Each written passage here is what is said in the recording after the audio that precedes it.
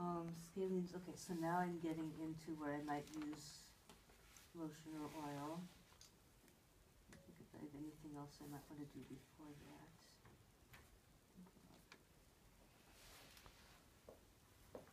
So you remember the scalenes are here from the transverse processes to the first and second rib. So they're in here. This big noticeable, this I think is, yeah, this is upper trap coming around. So here's upper trap, here's SCM, scalenes are in between. So I can go ahead and, don't want to use too much and get too slippery.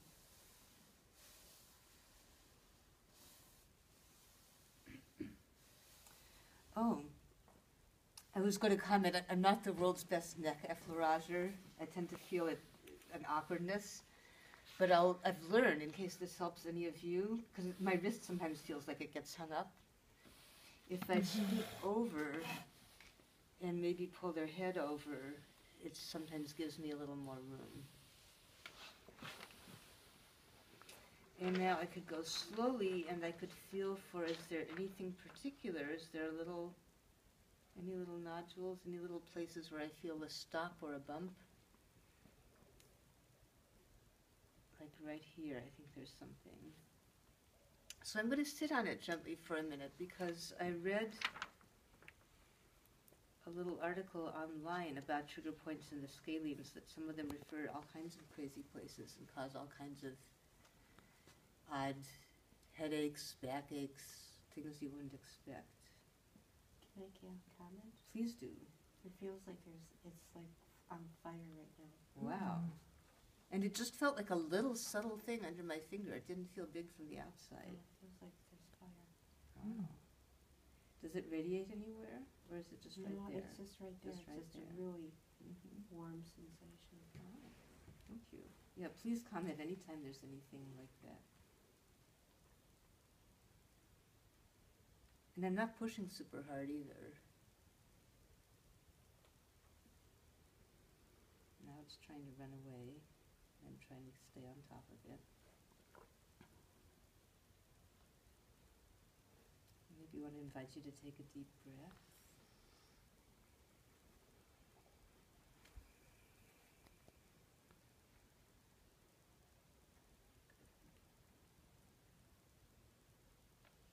How's that fiery feeling?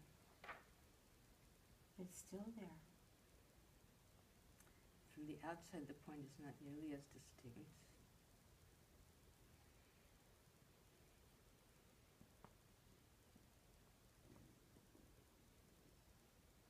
All right, what's it mean if my stomach's doing that now? It means this is good for us too as therapists. Okay, so that's one thing I could do. I could actually, before I had the oil on, I could also stretch the fascia the same way I did before. And just hold it like that.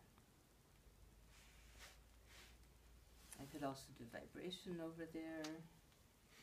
Oh, I can still feel it right there. It's smaller, but it's still there. Does it still feel fiery? It's diminished. It's diminished. Okay. Okay, so that's scalenes. Oh, and then I have stretch and strip. So when they contract, they would bring her head to the side. And they would do the same as SCM. They would bring it to the same side, but turn to the opposite side. So to stretch it, I'm going to stretch it to the opposite side and turn it toward the same side somewhat. It'll be hard to reach in there, so I won't do as much of that. But I'll bring it this way, and this will lengthen it a little more than if I just stripped it in a contracted position. Okay, so I'm stretching it and stripping it.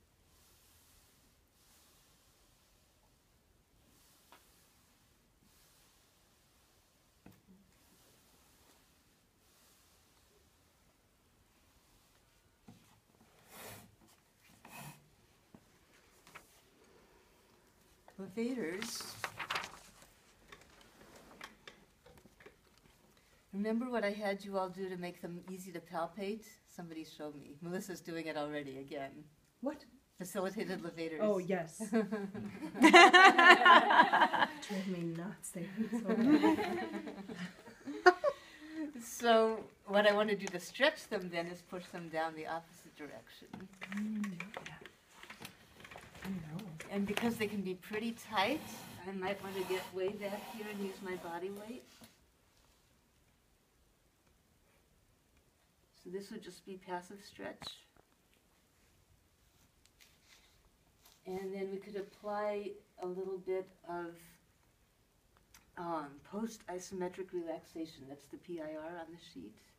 That's the kind where I'm going to have her do isometric resistance against my hand.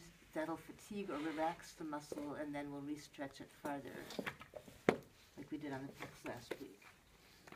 So I'm going to have you take a deep breath in. On the out breath, press my hands toward your ears, just a fraction of your strength. That's better, yeah. And release, and so when she releases, I let go of the pressure. And then just stay relaxed while I re-stretch. And it went a little farther. I think I pushed the whole table too. Let's do that again for about 4 seconds. That's good. Am I pushing the table? Okay. And release. And re-stretch. One more time. Don't push so hard. Thank you. Release. And re-stretch. So now they're going down a little farther than they did before. And because we targeted them, remember how we talked about this? So now the little sensory neurons that regulate their length say, oh, I can be that long? Oh, that feels kind of good. Maybe I'll stay there. So we're going to do this. Yes. Let's do it. Yeah. Okay.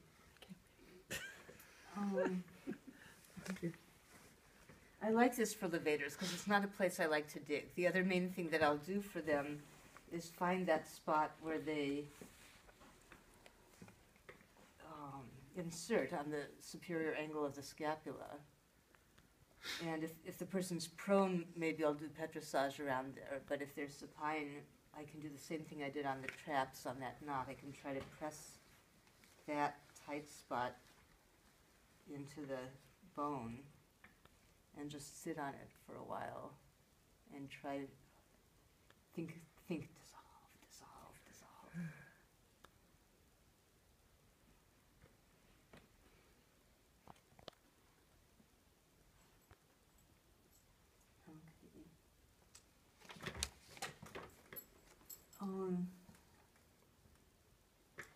Next for pec minor, let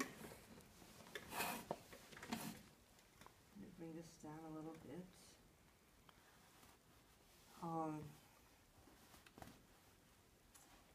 And remember, it goes to the coracoid process. So actually, this is something that I'm thinking that when I wrote this sheet, I may not have been as clear on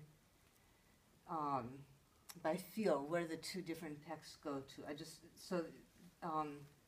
Depending, remember we felt if it's tight, you might get a bit of pec minor under your fingers this way, especially in this part. But if the pec minor is not tight, this might just as well, what you might end up having under your fingers is pec major as it crosses over to the humerus. Either way, this can be a useful move. What I'm doing is so we talked about the lat flap in back, and there's a pec flap in front. So I'm hooking around the pec flap, curling under, so my fingertips aren't pressing up into the center of the armpit pit. They're just holding the flap. And now I can just kind of lean back gently. And this is a passive stretch for the pecs.